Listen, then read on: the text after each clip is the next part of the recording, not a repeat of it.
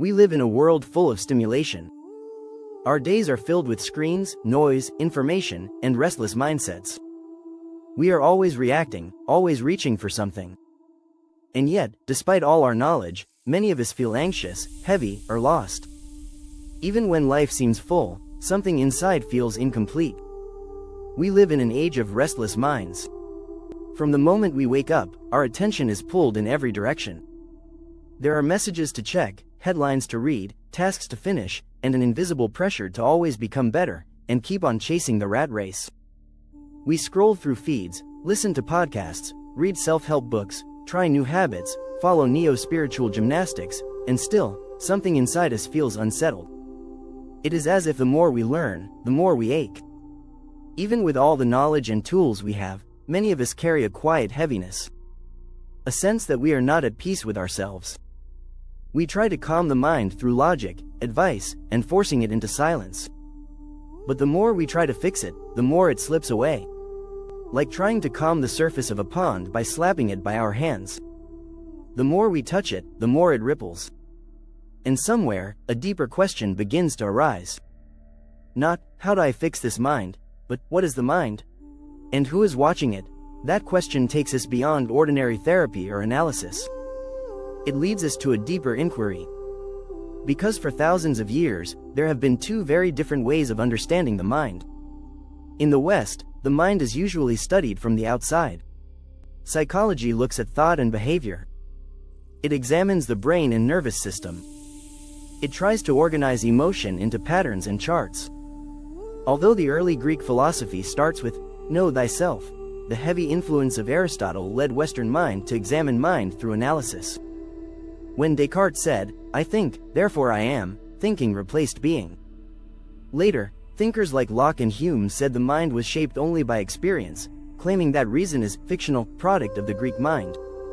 Hume even claimed that we do not have a permanent self at all, just a bundle of floating impressions or memories. Kant tried to bridge these views. He said that the intrinsic modes and categories of mind shapes the reality by synthesizing the sensory impressions into concepts and understanding. But we can never know the true self of anything, for what we see is always limited by our mind. Then Schopenhauer improvised Kant, saying that but we can know ourselves, directly.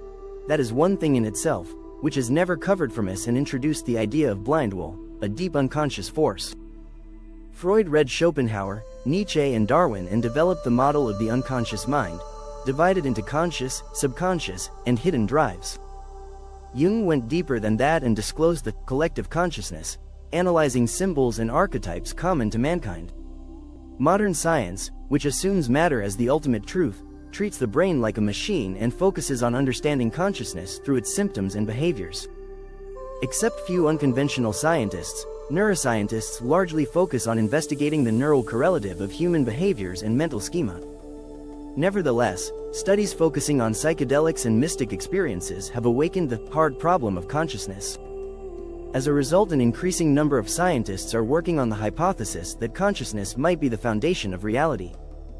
The point is coming where the analysis of West have started adoring the wisdom of the East. Imagine standing beside a still lake at night. The moon glows softly in the sky, and its reflection rests perfectly on the water's surface. But then, a breeze comes. The water ripples. The moon is still there, unchanged, but its reflection becomes distorted. This is what happens inside us. The moon is like our pure awareness. The lake is the mind. When the mind is still, we reflect the truth. But when disturbed by thoughts, emotions, memories, or desires, the reflection breaks. And we start to believe the distortion is real. This illusion is what ancient sages called Maya. It is not the world that is false. It is how we see the world through a restless mind. According to yoga, the mind is made of layers.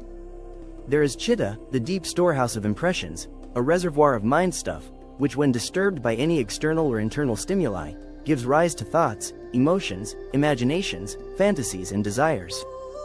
The chitta is like a tranquil lake. When it is disturbed by any stimuli, which in the yogic language is known as vritti, it is modified into the mind, the manas. Therefore, in the East, the mind is not a noun, it is a mechanism that unfolds when your real nature is disturbed. That's why the great mystic Osho suggests that yoga or the union of the divine means transcending the mind or achieving the no mind. However, no mind cannot be achieved through mental repression, condemnation or escape. Rather, it can be understood only when realizing that the ego, known as ahamkara, is the false master of the house. A quack in disguise of a real doctor. The ego that says, I can divide into many personalities and cover the chitta with modifications such as greed, envy, jealousy, and competition. Only one faculty buddhi, which is an intelligence that embraces both intellect and compassion, can help us discriminate what is false versus what is real. Yoga, which is the practical psychology to understand Vedanta, leads us to the ultimate realization that you are neither the mind, nor the ego nor the intelligence, but are the consciousness beyond these faculties, on whose ground these faculties are working. The real self is not a thought, emotion or imagination. It is not a story or even an experience. It is the unstained seer, under whose reflection, and by whose mind stuff all these mental activities take place as the movie plays inside the silent screen.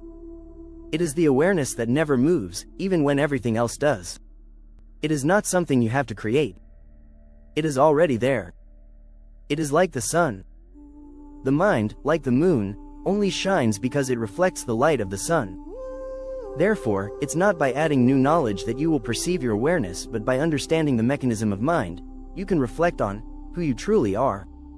Yoga, which meaning reconnecting to our original nature, suggests us to observe the mind so that it can be used as a tool. Ancient yogis clearly understood that much of our suffering is stemming from mishandling of this mind, which is ruled by the monkey ego. The next question is, if awareness is our true nature, then why does the mind become disturbed in the first place? Because of something called samskara, the seeds left behind by every experience. Every joy, every fear, every moment of pain or desire leaves a mark in the chitta. These marks are like seeds in the soil. When the right moment comes, they sprout again as thoughts, emotions, or habits. Therefore, each of our habits, trauma, and imagination leaves their mark on the chitta, leaving shuttle seeds, which will grow up unconsciously, and confuse us with mental programs and action reactions, which are counterproductive to our well-being. In most of modern life, we are taught to control the mind, to fight thoughts, to replace negative ones with positive ones, and to stay busy. But yoga and Vedanta offer something very different.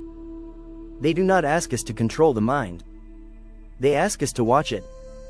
You are not clouds running into the sky. You are the space on which these clouds come and go, the screen where the movie appears and disappears. He did not mean this as a belief. He meant it as something to discover directly. The sage Patanjali described the movements of the mind as vertices, waves on the surface. These waves are not bad or wrong.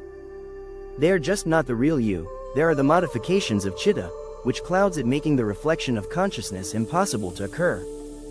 Therefore, the aim of yoga is to let these waves settle, gently and naturally. Not by pushing them down, but by stepping back and watching. This is where Krishnamurti's idea of choiceless awareness becomes so beautiful. He said that to understand the mind, you must stop trying to change it. Do not label, do not judge, do not resist. Just watch. When a thought arises, see it. When you turn violent or jealous, just accept it. Don't try to separate yourself from what is. You are the mental modification when the chitta is disturbed. Therefore, go to the root of your mental life. Rather than analyzing, selflessly observe how fear, greed, envy, and jealousy dictate your life. The moment you stop interfering and watch it peacefully, just like a pond clears when the wind stops. And in that stillness, something amazing happens. You no longer need to understand the mind, because you have gone beyond it. You are simply here. Awake. Aware. Free. There are many states we move through each day. In waking life, we use our senses and our thoughts. In dreams, we withdraw from the world but still create inner stories. In a deep sleep, even stories disappear, and only silence remains. But beyond all these is a fourth state. The sages called it turiya. It is not a state that comes and goes. It is the background of all states. It is the space in which waking, dreaming, and sleeping rise and fall like waves. This is your true nature. It is not touched by thought. It is not disturbed by emotion. It does not belong to time. You have known it in moments, in silence, in love, in beauty, in surrender. The mind cannot reach this state, because it is not a thing to be known. It is what you already are, when the mind is quiet. The journey of yoga is not toward something new. It is a return. A return to what was always there, beneath the noise. A return to the calm lake. A return to the light that does not flicker. Because when the mind becomes still, the illusion of Maya begins to fade. And in that silence, what remains is not an answer. It is a presence. A piece that was never missing.